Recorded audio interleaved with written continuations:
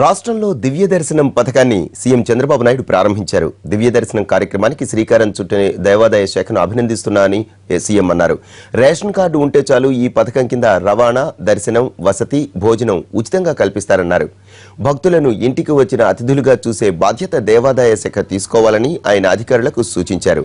తిరుమలకు వైకుంఠమాల పేరుతో కొత్త రోడ్డు మార్గం ఏర్పాటు చేయనున్నట్లు చంద్రబాబు తెలిపారు. దివ్య దర్శనం పథకం కింద ఏపీలోని 8 పెద్ద దేవాలయాలను భక్తులు దర్శించుకునే అవకాశం కల్పించడం ఈ పథకం ముఖ్య ఉద్దేశ్యం. ప్రతి జిల్లాలో 4 ప్రత్యేక బస్సులను దేవాదాయ శాఖ ఏర్పాటు చేసింది. రవాణా ఖర్చుతో పాటు భక్తులకు ఉచితంగా దర్శనం, వసతి, భోజనం కూడా కల్పిస్తారు.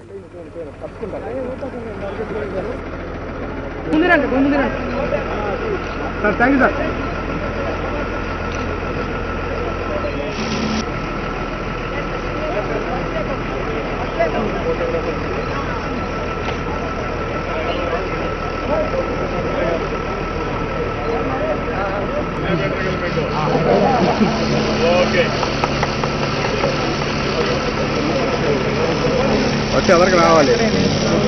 ఒక స్టెప్ వచ్చి